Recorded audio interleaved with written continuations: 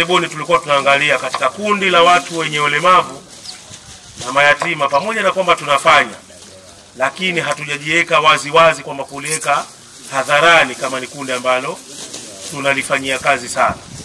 Lakini kwanza mimi nitumie fursa hii, ndugu mwenyekiti, kwamba nishukuru kiongozi wenzetu watu wenye ulemavu katika jimbo letu la Micheweni, kaka yetu Sibure.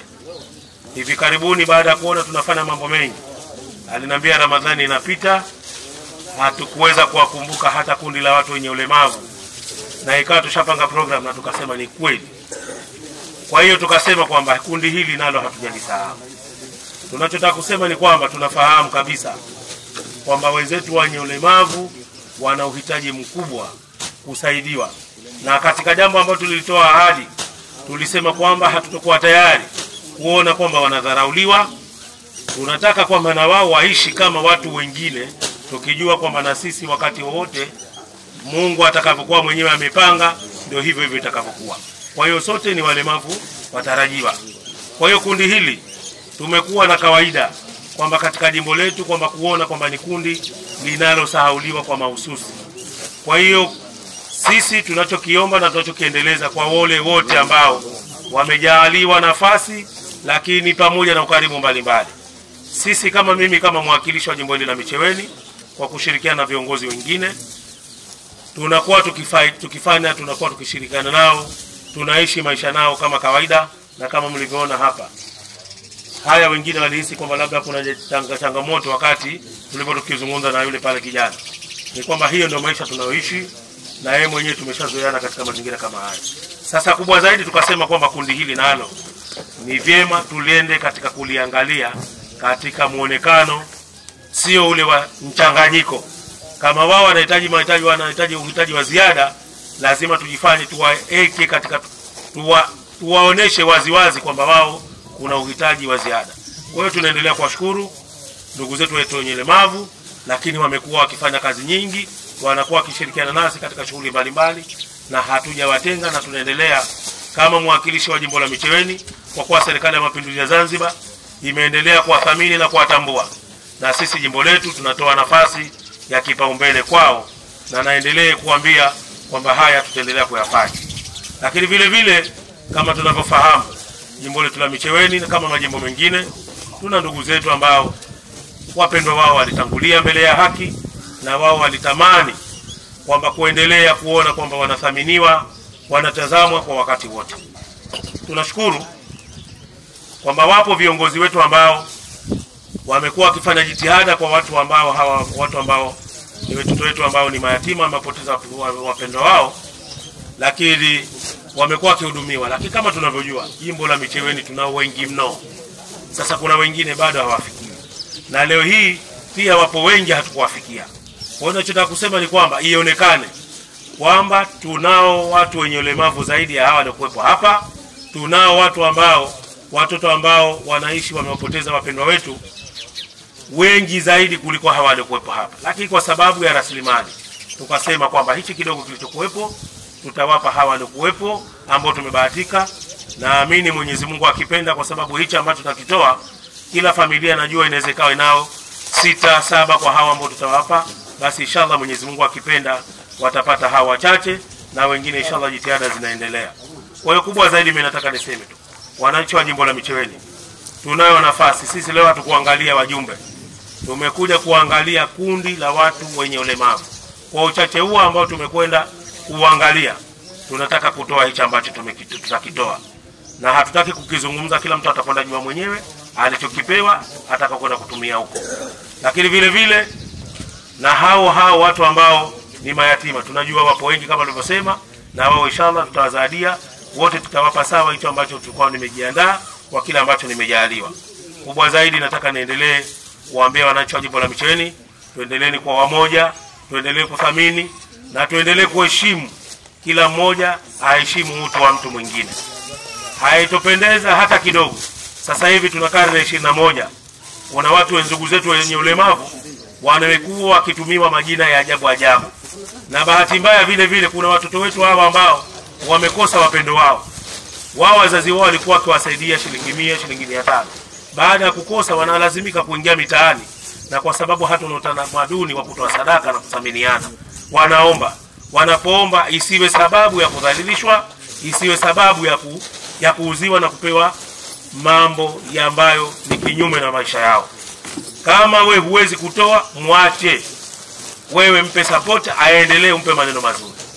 Ni jambo ambalo tunaendelea kulikemea, na tutakapogundua kuna mtu ambaye ameshiriki katika kundi hilo kuligusa, ama kwa kweli kama sisi wengine tuko tayari kukosa hayo mengine ambayo tunatarajia kuyaomba baadaye, lakini alimradu sheria ifate mkondo wake.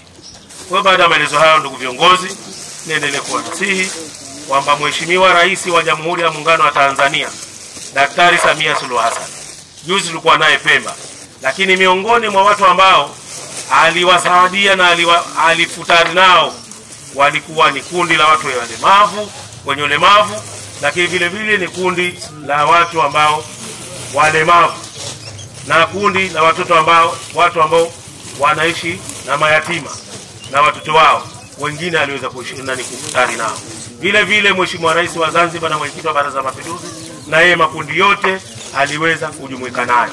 Sasa na sisi kama wasaidizi wa nafasi ya eneo ambalo nimepewa jukumu nalo, jimbo la Micheweni, na mimi kidogo hicho ambacho nimekipata, nitaungana nanyi kwa kufutari kwa pamoja. Hapa tunataka kufutari kwa pamoja. Maana yake tukitoa hichi kitakwenda kusaidia familia huko, na inshallah Mwenyezi Mungu akipenda tutakuwa tuko pamoja. Kubwa zaidi tuombeane dua, na hakuna mkamilifu binadamu, mkamilifu ni Mwenyezi Mungu peke yake.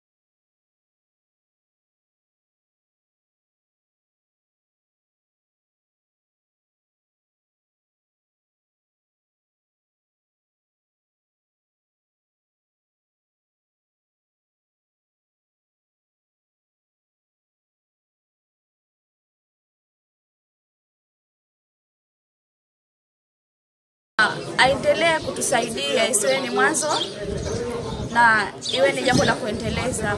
Na nitoe wito kwa mashirika ambayo yanasaidia, yasiwasaidie tu wale ambao wako kwenye kambi, wajue katika mitaa kuna wengi ambao wanaohitaji kama wao wanawasaidia.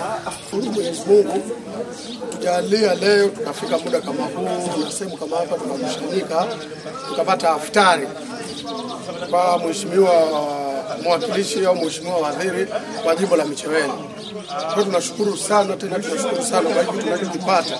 Najua si leo tu, ni hili swali itakuwa ni endelevu baada ya siku zingine.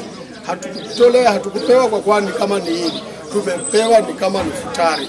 Na tunashukuru Mwenyezi Mungu, Mungu ajalie kiongozi aliotupa mheshimiwa Shamata au mheshimiwa mwakilishi, ampe maisha marefu na uzima na afya, azidi lifikirie hili swala liwe endelevu.